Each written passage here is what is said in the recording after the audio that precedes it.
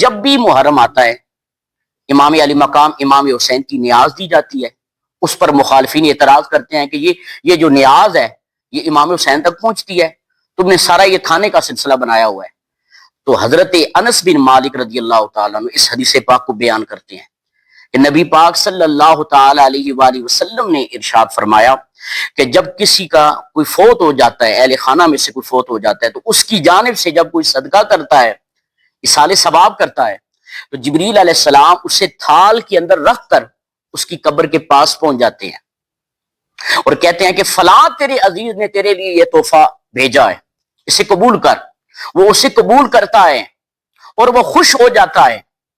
اور جب وہ خوش ہوتا ہے تو جو اس کے پڑوسی ہیں قبر والے ان کو بھی بتاتا ہے کہ فلاں میرے عزیز نے میرے لیے تحفہ بھیجا ہے. اب خود اندازہ لگائیں, جب ہم امام علی مقام امام حسین علیہ السلام کی جب نیاز پیش کرتے ہیں, آپ کی طرف اصال ثواب کرتے ہیں, تو جبریل علیہ السلام وہ ساری نیاز لے کر امام علی مقام امام حسین کی قبر پاک کے پاس پہنچ جاتے ہیں اور عرض کرتے ہیں یا امام فلاں فلاں آپ کے عاشق نے یہ نیاز بھیجی ہے, اسے قبول فرمائیے. تو امام علی مقام امام حسین اسے قبول بھی کرتے ہیں, اور جو امام حسین کے پڑوسی ہیں حضرت مولا غازی عباس علمدار, شہزادہ علی اکبر, شہزادہ علی اصغر, ان تمام کو بھی بتاتے ہیں کہ فلاں فلاں میرے عاشق نے میرے لیے یہ نیاز بھیجی ہے. تو اس لیے ہم امام علی مقام امام حسین کی نیاز دیتے ہیں.